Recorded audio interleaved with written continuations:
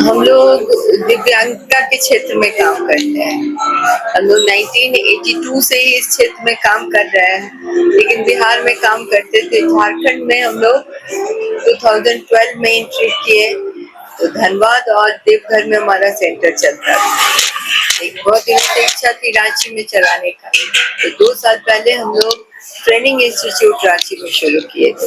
दिव्यांगता के क्षेत्र में जैसे नॉर्मल में डीएलएड बीएड होता है, वैसे ही विकलांगता में बीएड हम लोग डीएलएड शुरू किए यहाँ। 2 साल से चल रहा था, लेकिन इस दौरान हम लोग देखे कि यहाँ इस तरह के बच्चों का मैनेजमेंट का कोई ऐसा संस्था नहीं।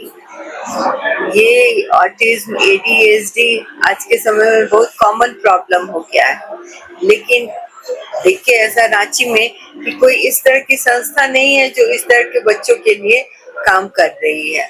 तो हम लोग आगे बढ़ के इस तरह का संस्था शुरू किए और आज बहुत सारे डॉक्टर विजिट किए हैं।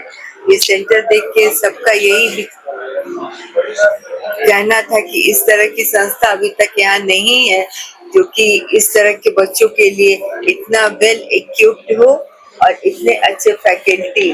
हमारे यहाँ सारे फैकल्टी बाहर से आए हैं, कोई बेंगलोर से हैं, कोई हैदराबाद से हैं, कोई लखनऊ से ट्रेनिंग लेके आए हैं।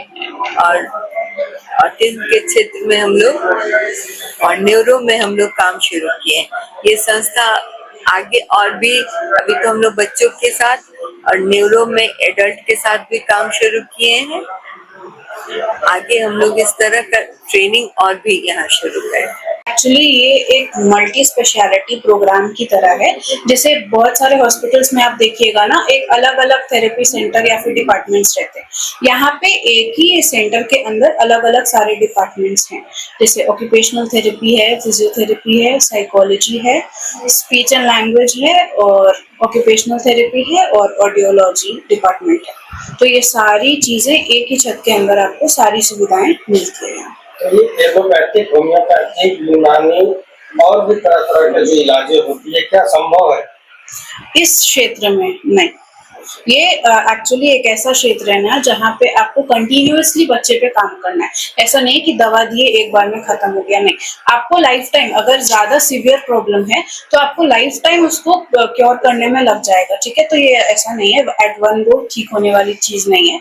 बेसिकली थेरेप्यूटिक बेस्ड है, तो आपको थेरेपी से धीरे धीरे, क्योंकि यहाँ पे जितने बच्चे आते हैं ना, उनको सिर्फ एक समस्या नहीं रहती है, तो काफी समस्या रहती है। तो अलग अलग क्षेत्र में हम काम करते हैं, जितनी समस्या है उसके अकॉर्डिंग, तो धीरे धीरे उनमें इम्प्रूवमेंट आती है।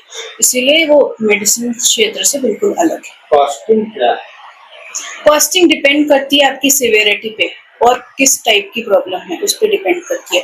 अगर कम सीवियर है तो हमें कम ये एफर्ट्स, मतलब कम टाइम में जल्दी ठीक हो जाएगा। लेकिन अगर बहुत सीवियर है तो बच्चे को पहले सीवियर से कम करना पड़ेगा ना, तो उसके अकॉर्डिंग कॉस्टिंग है। रूरल क्षेत्र के लोग अगर आपसे आना चाहेंगे, आप सिखाना, तो उन लोग तो पूरे तरह से परिपूर्ण होते हैं और कहीं ना कहीं उनके पास हर चीज की कमी होती है। करेक्ट। वैसे लोग नहीं, वो चीजों को भी ध्यान में रख के, लाइक लोगों का जो एनुअल इनकम है उसको ध्यान में रख के ही फिर हम थेरेपी के चार्जेस डिसाइड करेंगे उसके अकॉर्डिंग फिर, क्योंकि उनको भी बेनिफिट मिलना चाहिए, हमारा भी जो हमने पढ़ा है उसका भी यूज होना चाहिए ना कहीं।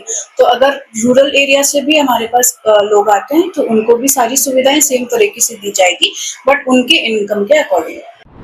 जेपी भारत लाइव, भारत की बात जेपी के साथ। वीडियो को लाइक करें, शेयर करें और चैनल को सब्सक्राइब करें।